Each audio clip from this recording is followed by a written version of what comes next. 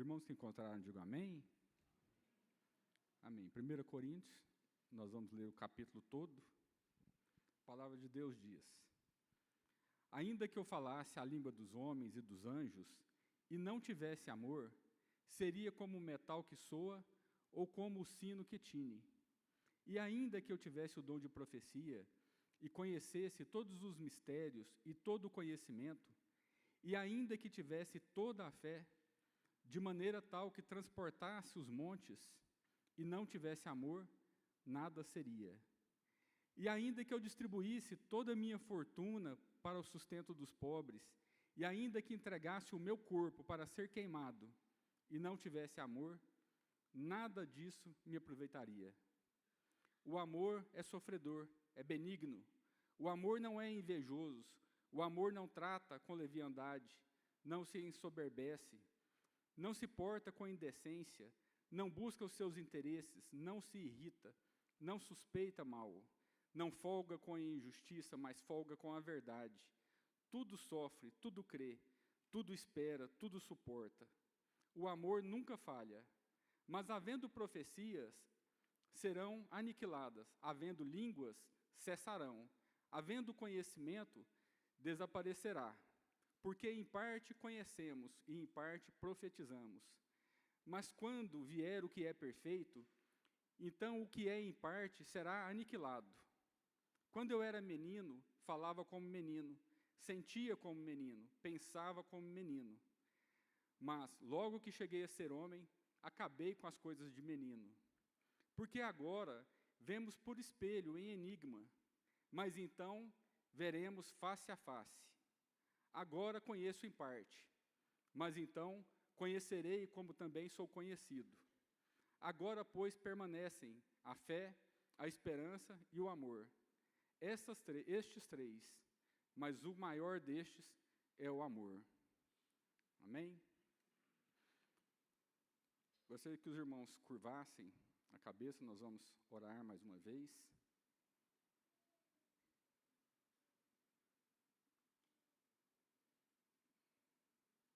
Pai querido, nós te louvamos, ó Pai, pela palavra do Senhor.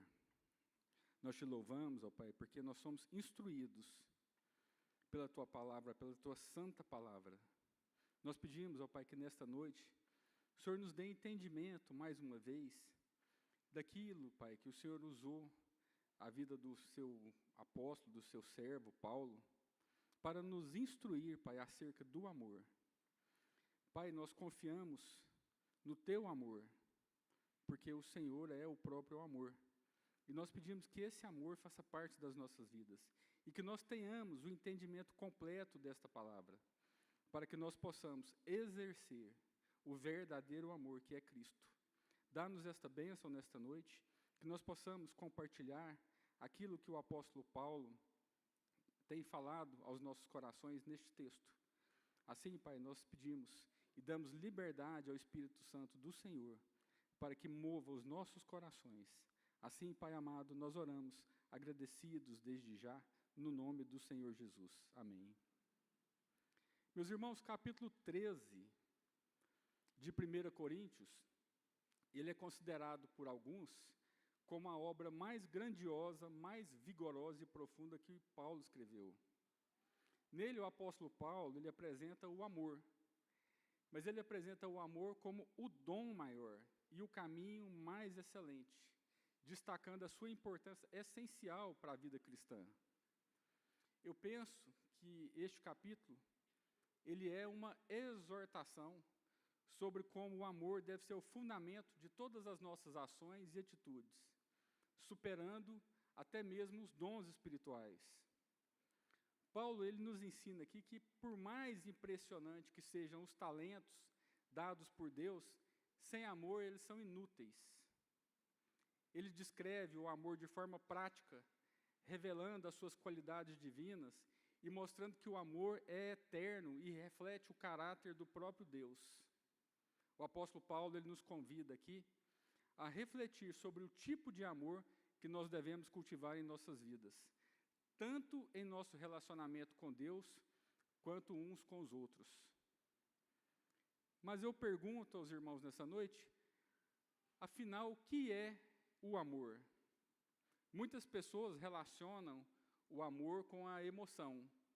Outros relacionam o amor como um sentimento romântico, platônico. Limitam o amor a algo puramente sentimental, filosófico e romântico. Para outros, o amor é uma atração irresistível ou um impulso passional. O amor lhe transformou-se em símbolo de paixão, de sexo, inclusive fora do casamento.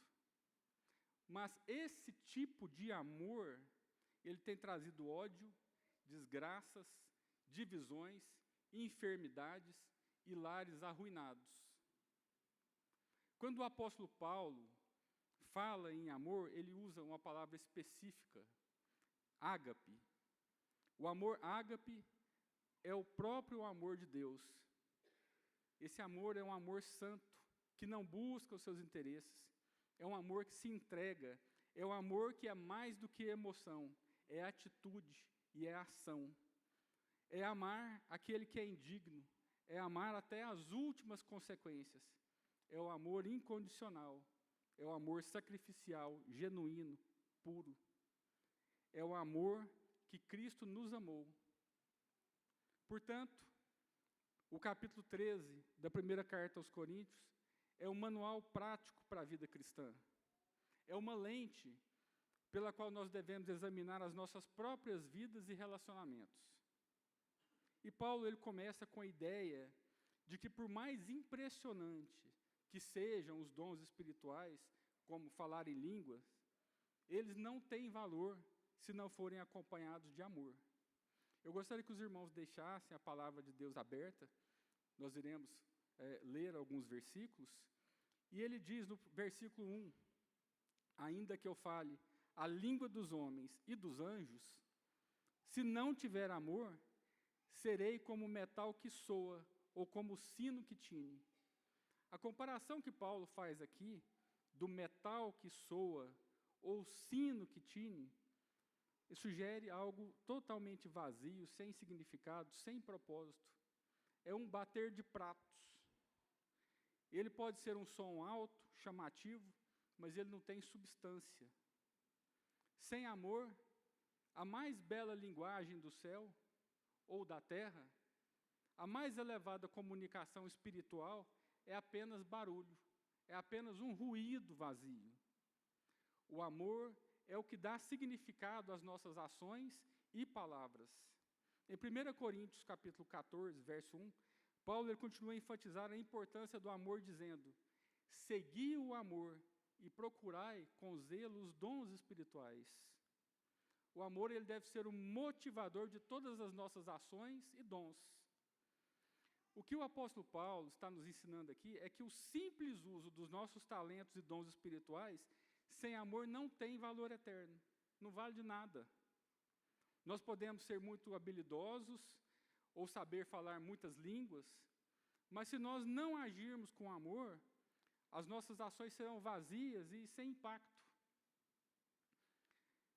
Em Corinto estava a igreja mais cheia de dons do Novo Testamento.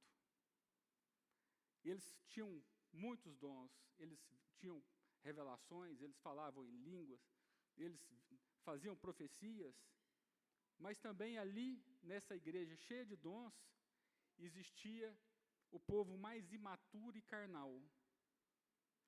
Essa igreja buscava os dons do Espírito, mas ela não buscava os frutos do Espírito.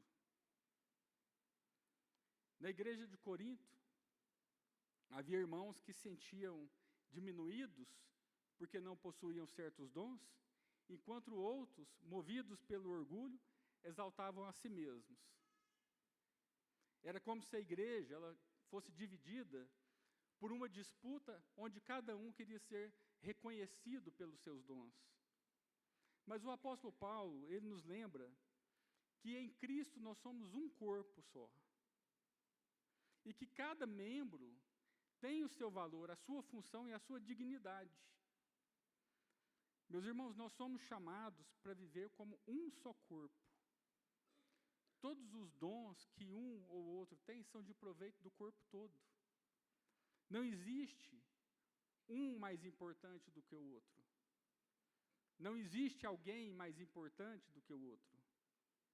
E Paulo, ele vai além e menciona que os outros dons espirituais importantes, como a profecia, o conhecimento profundo, a fé que pode mover montanhas, mesmo que nós possuamos esses dons superiores, extraordinários, se nós não tivermos amor, eles não têm valor nenhum. E ele diz no verso 2, ainda que eu tenha o dom de profecia, e saiba todos os mistérios e todo o conhecimento, e ainda que eu tenha a fé, de maneira que transportasse os montes, se não tiver amor, eu nada serei.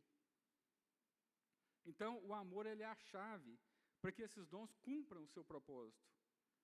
Tiago, capítulo 2, do verso 14 a 17, também fala da importância de a fé ser acompanhada de ações que demonstram amor.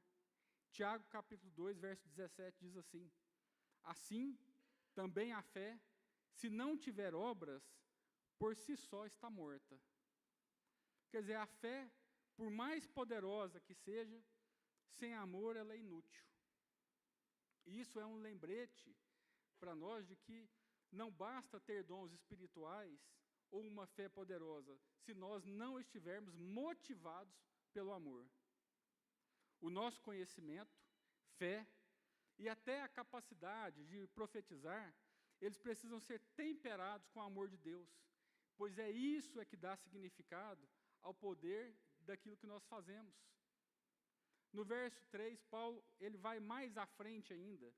Ele usa um exemplo extremo de doar todos os bens ou de entregar o corpo para ser queimado.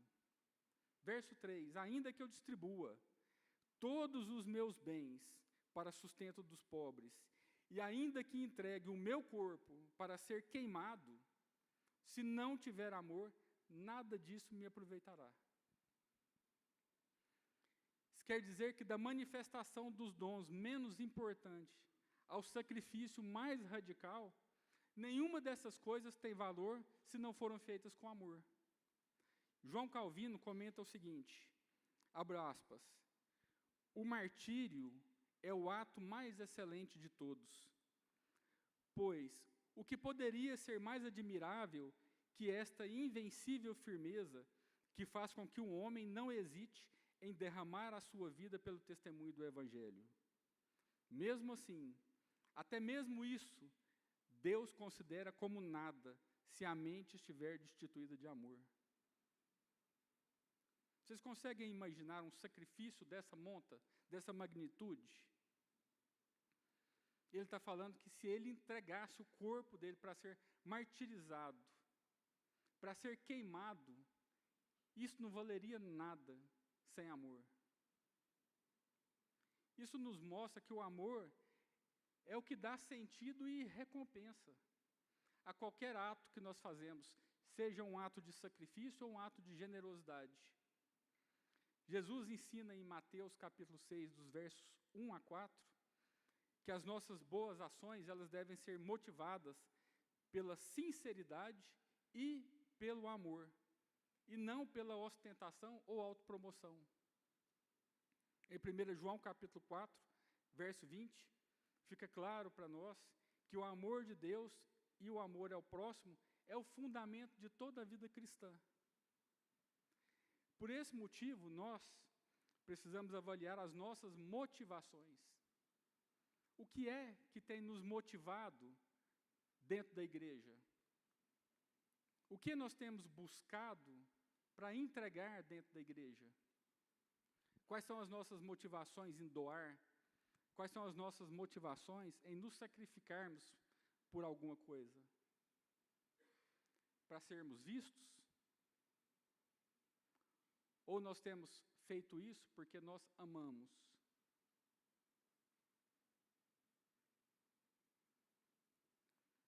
Se nós fizermos algo por obrigação ou para sermos vistos, isso não tem valor aos olhos de Deus. Na igreja em Corinto, Os irmãos, eles eram impacientes, invejosos e orgulhosos em relação aos dons. Eles eram injustos e eram egoístas. Os mais ricos maltratavam os menos favorecidos, e alguns crentes daquela igreja estavam levando os irmãos ao juízo. Eles estavam processando os irmãos, levando eles nos tribunais, perante os incrédulos. E essas divisões na igreja, elas produziam ira e rancor. Mas, em contraste com a atitude dos coríntios, a partir do verso 4 ao 7, Paulo ele apresenta o amor como um remédio para solucionar esses pecados.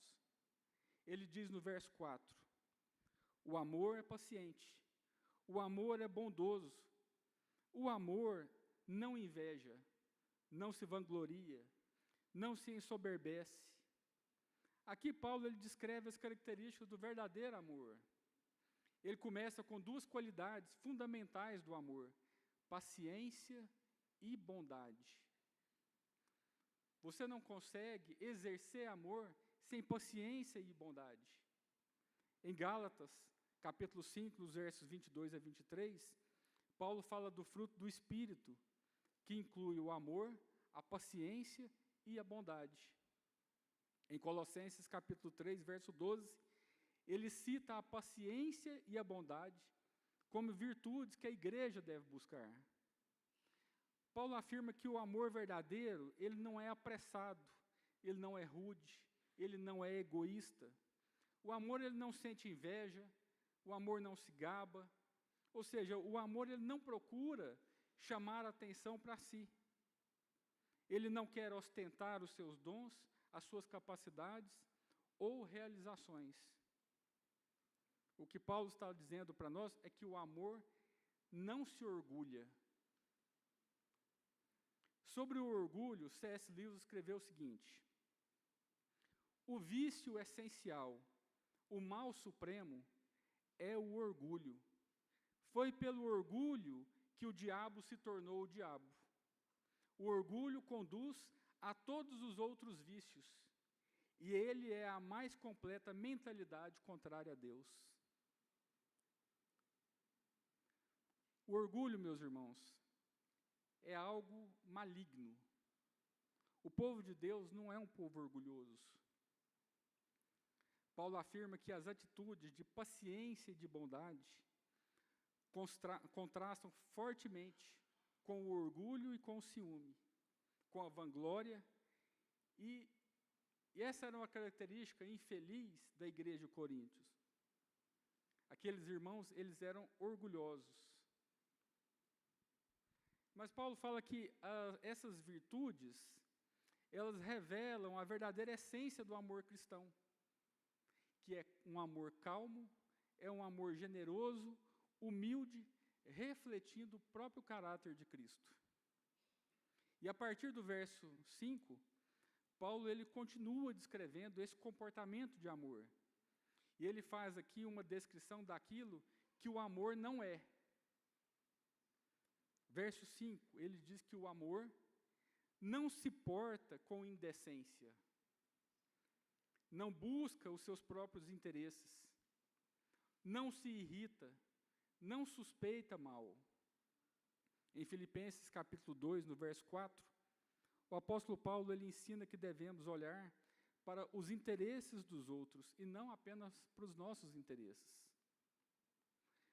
Porque o amor ele é altruísta e ele busca a paz e o bem-estar dos outros.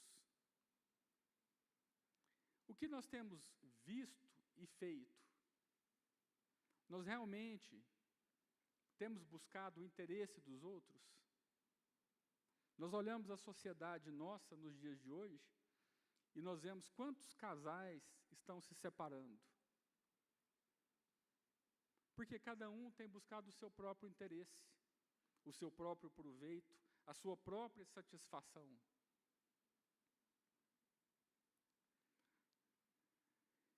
Muitas vezes nós somos rápidos em julgar, em irritar, em nos irritar, mas Paulo está nos chamando para que nós sejamos mais pacientes, para que nós sejamos mais compreensivos.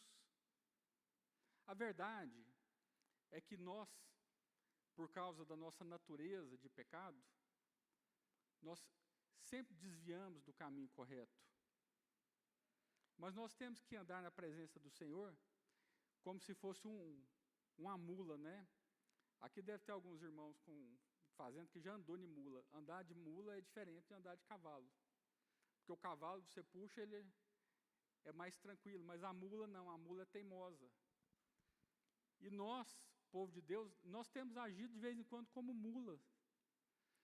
Porque nós temos visto, ouvido a palavra de Deus, nós sabemos, mas o nosso coração enganoso está sempre nos desviando para o lugar errado. E o que o apóstolo Paulo está falando para nós, aqui no texto de 1 Coríntios capítulo 13, é que nós devemos deixar de agir como esse animal, que precisa ser toda hora puxado. E nós temos que ser como um animal treinado. Nós já temos que saber o caminho que nós precisamos andar. E o caminho que nós precisamos de andar é um caminho de retidão, de amor, de paciência, de justiça. No verso 6, Paulo diz que o amor verdadeiro, ele se opõe à injustiça. O amor verdadeiro, ele não encontra prazer nas falhas ou nos pecados dos outros. É impossível uma igreja que prega o amor ter alegria com o irmão que cai em pecado. É impossível. É impossível você, como crente, ficar satisfeito com alguém que está em pecado. Quando nós nos deparamos com isso, nós temos que ficar extremamente entristecidos. Porque o amor, ele não se alegra com a injustiça, mas ele regozija-se com a verdade. O amor, ele não se regozija com a mentira. A mentira, ela destrói a confiança e os relacionamentos dentro do corpo de Cristo e dentro dos lares. Por isso que a verdade, ela deve prevalecer nos nossos relacionamentos. Nos nossos relacionamentos dentro da igreja, nos nossos relacionamentos, nos nossos trabalhos seculares, nos nossos relacionamentos dentro da nossa família. Nós somos um povo que age com a verdade. A verdade, ela deve prevalecer nos nossos relacionamentos. E o apóstolo Paulo, ele estava decidido a dizer a verdade para aquele povo da igreja em Corinto. Principalmente a verdade do Evangelho. Mesmo quando essa verdade gerava conflitos entre eles. O apóstolo Paulo, em Corinto, ele proclamou a verdade acerca do Messias crucificado, que era considerado escândalo para os judeus e loucura para os gentios. E o que nós temos feito com essa verdade? Essa verdade, ela deve ser proclamada. Mesmo que, por causa dela, nós sejamos deixados de lado, que os nossos familiares não queiram a nossa presença, porque essa verdade é uma verdade que ela não deve ser oculta. Porque se nós escondemos a verdade, nós estamos mentindo. Não tem meio termo. Paulo, ele conclui a sua descrição do amor falando de mais 4 coisas. Ele diz que o amor tudo sofre, tudo crê, tudo espera e tudo suporta. O que ele está falando é que o amor é resiliente, que o amor, ele não desiste facilmente, ele não perde a esperança, mas ele suporta as dificuldades com confiança. O nosso amor como povo de Deus é resiliente. Você tem um parente, um irmão, um pai, uma mãe, que ainda não aceitou o Senhor Jesus como Senhor e Salvador, que ainda não teve o encontro, e você deve tratar essa pessoa com amor, com esperança de que ele pode ser alcançado. E ele só pode ser alcançado com amor. Por isso que o nosso amor ele não desiste. Por isso que esse amor ele não deve perder as esperanças. Esse amor ele deve ser capaz de acreditar sempre no melhor e perseverar mesmo diante dos desafios. O amor ele nos dá a disposição também de suportarmos os sofrimentos e suportarmos os sofrimentos principalmente em favor do Evangelho e por amor aos outros. Nós devemos ser um povo, como diz o ditado, do couro grosso. Nós devemos ser um povo que suporta uma palavra dura e reage com amor. O amor, ele também não descrê da fidelidade de Deus. Nós, povo de Deus, nós temos um amor que confia sempre no Senhor, independente da situação. Às vezes nós até esmorecemos, às vezes nós nos sentimos fracos, mas a nossa confiança, ela nunca deve ser abalada, porque o nosso Deus é um Deus de vitória, e é nele que nós confiamos, e nós já temos uma vitória garantida para nós no futuro. Então, esse amor que Paulo descreve é um amor que não descrê da fidelidade de Deus, é um amor também que não desiste das pessoas. Uma mãe que tem um filho usuário de drogas, essa mãe ela nunca desiste desse filho, porque ela ama esse filho. E nós, como um povo que professa o amor, nós nunca devemos desistir das pessoas. No verso 8, o apóstolo Paulo ele contrasta a permanência do amor também com a transitoriedade dos dons. Ele diz no verso 8 que o amor nunca falha. Mas havendo profecias, elas serão aniquiladas. Havendo línguas, cessarão. Havendo ciência, desaparecerá. Paulo contrasta aqui a permanência do amor com a transitoriedade dos dons. Enquanto que o amor é eterno, línguas, profecia e conhecimento, cada um deles um dia passará a ser irrelevante. Um dia, na plenitude do reino de Deus, eles se tornarão desnecessários. O que Paulo está dizendo é que quando o Senhor vier, esses dons não serão mais nada. Em Apocalipse 21, verso 4, nós vemos que no novo céu e na nova terra, não haverá mais dor, não haverá mais sofrimento ou morte, e o amor de Deus será completamente revelado. O que Paulo está dizendo para nós, utilizando o texto de Apocalipse, é que todas as coisas elas vão passar, mas o amor não. O amor é a única coisa que permanece para sempre. E isso nos mostra a maneira e como que nós devemos priorizar o amor em nossa vida, em nossos relacionamentos com Deus e com os nossos irmãos.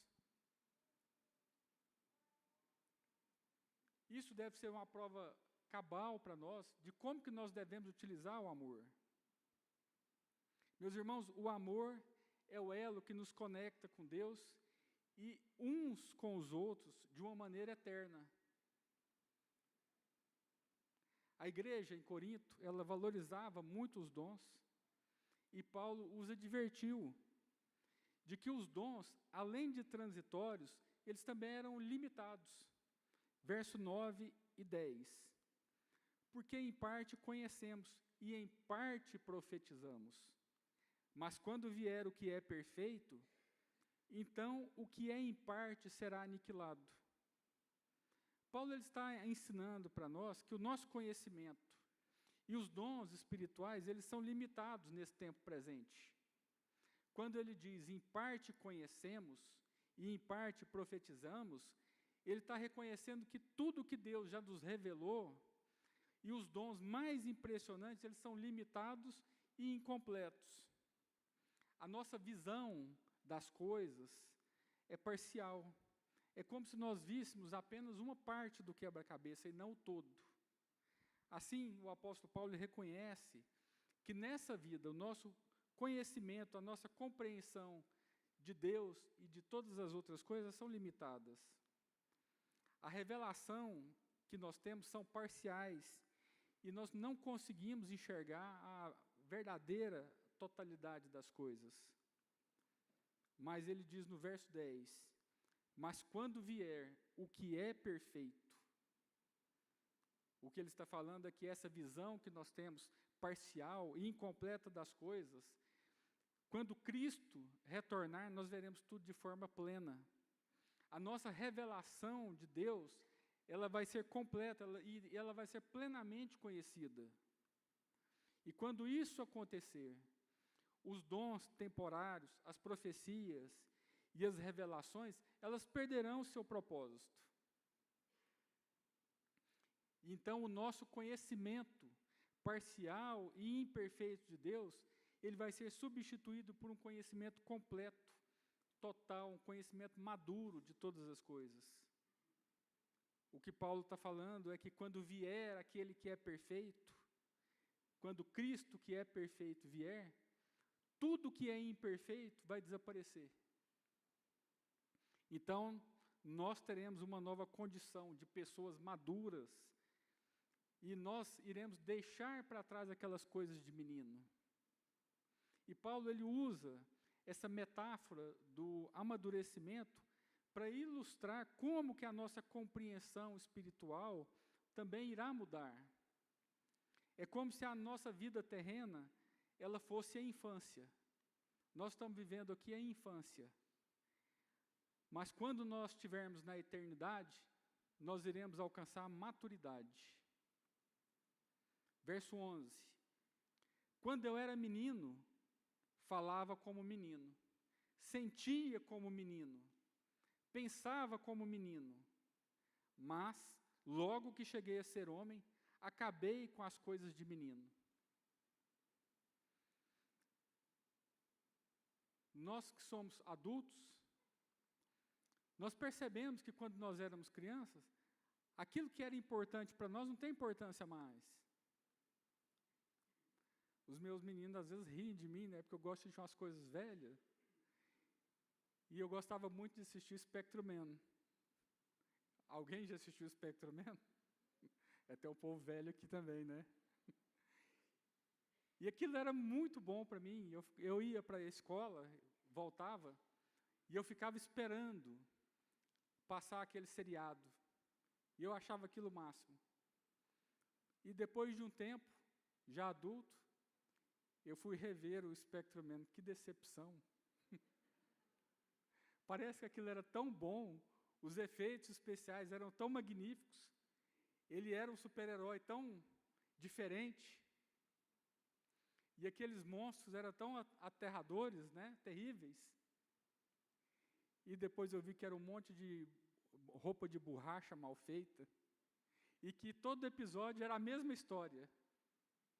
Algum ser humano caía num lixo atômico, virava um monstro, o Spectrum-Man ia lá e derrotava ele. Eu estou fazendo essa comparação para os irmãos, porque nós devemos perceber espiritualmente que aquilo que nós achamos que é muito importante para nós, não tem valor para Deus. Eu não estou de forma nenhuma desmerecendo os dons. Se eles não fossem importantes, o Senhor não nos teria dado. Mas o que eu estou querendo falar para os irmãos, a respeito do que o apóstolo Paulo diz, é que esses dons, eles só serão importantes e válidos e proveitosos na nossa vida e na vida da igreja, na vida das pessoas que nós amamos, se nós tivermos amor e se nós tivermos a destinação e o motivo certo para esses dons. Nós não devemos desejar os dons para que nós possamos aparecer, para que nós possamos nos vangloriar de alguma coisa. Muito pelo contrário, nós devemos querer os dons para amar mais as pessoas, para amar mais a Deus, para amar mais o sacrifício que o Senhor Jesus fez na cruz. E Paulo, ele usa essa analogia da maturidade. Que quando o Senhor vier, a vinda do perfeito, tudo que é imperfeito vai desaparecer. Aquelas coisas de menino, elas já não vão ser mais importantes. E ele também usa uma outra analogia, comparando que o nosso conhecimento atual de Deus é como se nós olhássemos para um espelho turvo. Ou seja, nós temos novamente uma visão parcial e imperfeita das coisas.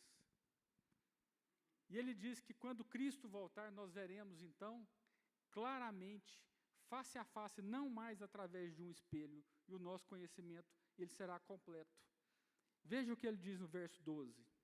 Porque agora vemos por espelho, em enigma, mas então veremos face a face. Na época de Paulo, os espelhos, eles não eram igual aos espelhos de hoje. Os espelhos, eles eram feitos de metal polido. Então, eles pegavam o metal e faziam um polimento nesse metal para utilizar isso como espelho. Mas o que acontecia é que, por mais que esse metal fosse polido, a imagem dele era embaçada. Então, as pessoas se olhavam no espelho e elas viam uma imagem turva, uma imagem embaçada, obscurecida. E Paulo, ele utiliza essa figura para dizer que agora, o que nós vemos através de um espelho embaçado. Mas que um dia, nós veremos face a face e veremos nitidamente. É muito diferente você estar vendo uma pessoa através de um reflexo, através de um metal polido. Mas ele diz que nós veremos face a face. Ainda no verso 12, agora conheço em parte, e então conhecerei plenamente da mesma forma como sou plenamente conhecido. Ele continua dizendo que hoje o nosso conhecimento de Deus, que é um conhecimento parcial, obscurecido, infantil, imaturo, um dia, na eternidade futura, ele vai se tornar um conhecimento pleno. E nós iremos conhecer a Deus da mesma maneira que Ele nos conhece, plenamente. Em 1 João capítulo 3, verso 2, a palavra diz que quando Ele se manifestar, seremos semelhante a Ele, porque haveremos de vê-lo como Ele é. Isso indica que no futuro, quando Jesus retornar, nós teremos um conhecimento pleno dele, e nós seremos como ele. E essa deve ser a grande esperança para todos nós. A promessa de que um dia nós veremos a Deus de uma forma direta, clara, e a nossa compreensão será perfeita. Mas até lá, nós devemos viver pela fé, confiando no amor que ele nos revelou. E Paulo trata a fé, a esperança e o amor aqui como uma tríade. Essas três virtudes são permanentes em contraste com os dons que são provisórios. E ele enfatiza, concluindo, que a fé, a esperança e o amor são essenciais para a vida cristã, mas que o amor é o maior de todos. Porque só o amor vai permanecer no porvir. Só o amor vai permanecer na eternidade. Meus irmãos, nós somos um povo de fé, nós temos fé, mas essa fé, um dia, ela vai ser desnecessária. Quando nós estivermos na presença do nosso Senhor, nós não precisamos ter fé mais. Nós somos um povo de esperança. Nós esperamos, nós confiamos no Senhor. Mas a esperança, um dia também, ela vai dissipar, vai acabar. Porque quando nós estivermos na presença do Rei da Glória, nós não vamos precisar ter esperança mais, porque nós já estamos com Ele. Mas Paulo fala que o amor nunca vai acabar. Porque quando nós estivermos com Ele, se as nossas ações não forem por amor, elas não valer de nada. Se nós não tivermos amor, a nossa vida foi vã. Nós não podemos fazer nada sem amor. Você não pode perdoar se você não amar. Você não pode se alegrar se você não amar. Você não pode ser salvo se você não amar.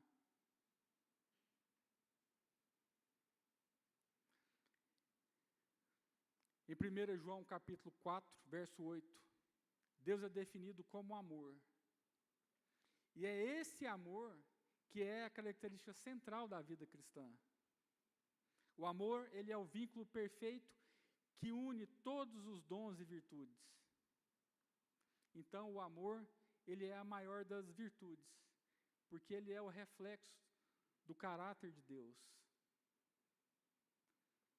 O amor, ele é eterno, ele é imutável. Ele é a base de tudo que nós fazemos como cristãos. Sem amor não existe cristianismo. O apóstolo João diz que aquele não ama ainda permanece nas trevas. E quem permanece nas trevas é aquele que ainda não nasceu de novo. Jesus disse: nisto conhecerão todos os que sois meus discípulos, se tiverdes amor uns com os outros.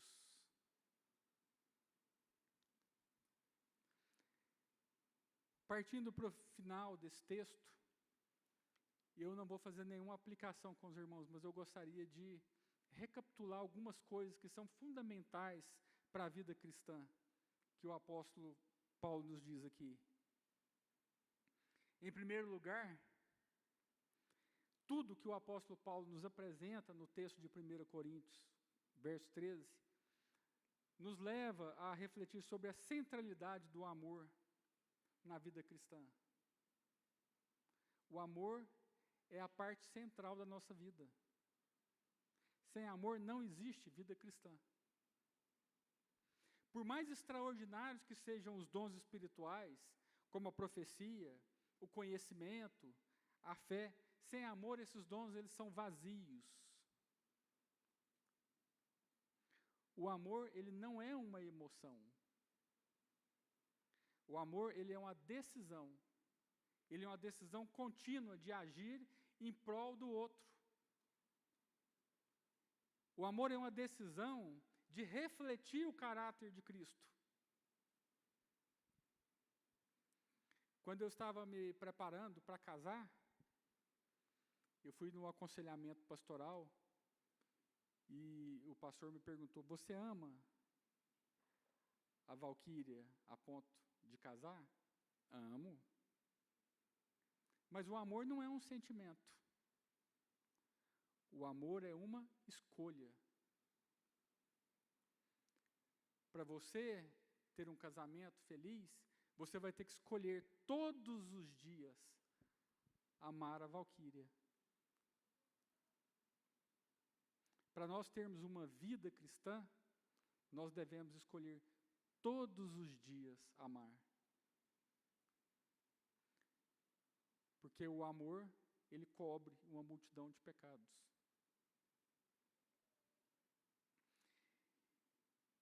O amor, como Paulo descreve, é paciente, bondoso, não inveja, não se vangloria, não se irrita. E o nosso desafio nessa noite é replicar esse amor.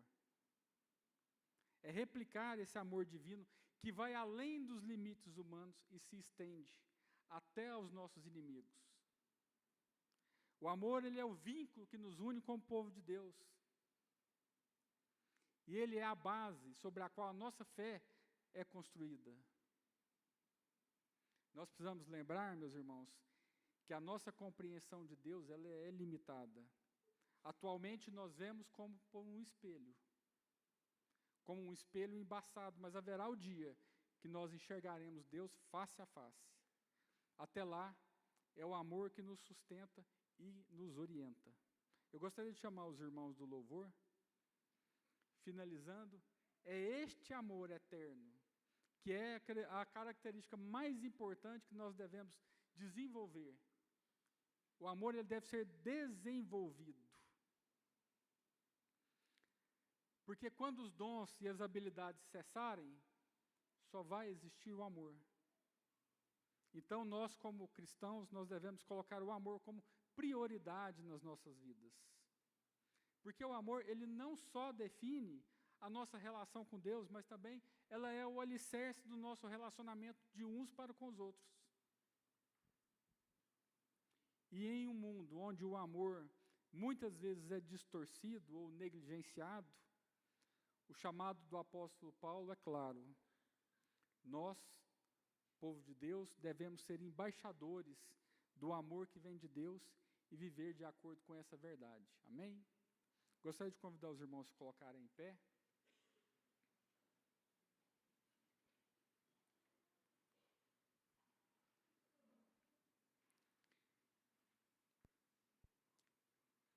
E se nesta noite você tem estado em falta com alguém, porque você não tem demonstrado amor, seja com o seu cônjuge, com os seus filhos, com alguém que você tem alguma demanda, eu gostaria de lembrar a vocês que tudo é transitório. As demandas serão transitórias, os problemas serão transitórios, mas o amor não. Se você, de alguma maneira, tem falhado nisso, reconcilie-se com essa pessoa, chega em casa, liga para essa pessoa, mesmo que você esteja coberto de razão, certo, lembre-se que você deve agir com o amor, e o amor, ele é perdoador. Um dia eu estive na sala do pastor Maquil, e eu tinha uma demanda,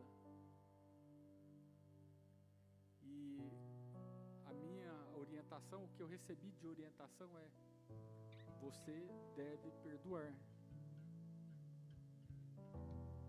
Mas como que você perdoa se você foi tão magoado, pisado? Eu entendi que eu só posso perdoar, eu só posso fazer algo se eu tiver amor. Então, nessa noite, meus irmãos, fale com o Senhor, nesse breve momento que nós teremos de oração. Faça um concerto com Ele, se for o caso. Peça para Ele te dar forças, para Ele te capacitar, para que você continue buscando e desenvolvendo esse amor, que vai ser primordial o dia que nós estivermos na presença do Senhor Jesus. Ele conhece o nosso coração.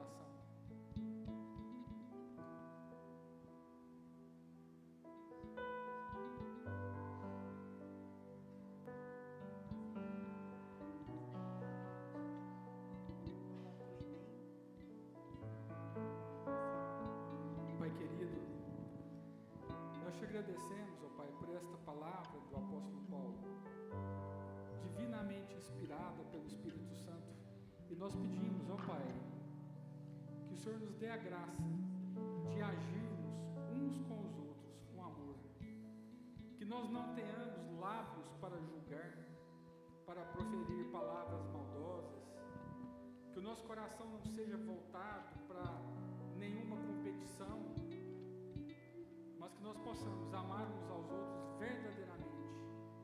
Nós possamos amar aqueles que não são dignos do amor, que nós possamos amar os nossos inimigos, que nós possamos amar aqueles que nos perseguem, que nós possamos amar também aquelas pessoas que estão ao nosso lado e que muitas vezes não recebem de nós o amor. Ajuda-nos, Pai. Nós te pedimos, dá-nos um coração igual ao teu, para que possamos ter uma vida, Pai, que glorifica o teu santo nome. Ajuda-nos nesta noite. Assim nós pedimos, no precioso nome do Senhor Jesus. Meus irmãos, que a graça do Senhor Jesus Cristo, que o amor de Deus, o Pai, que a comunhão e as consolações do Espírito Santo de Deus sejam conosco, com todo o povo de Deus, espalhados pela terra. Amém? Nós vamos encerrar cantando mais uma canção, e como nós falamos,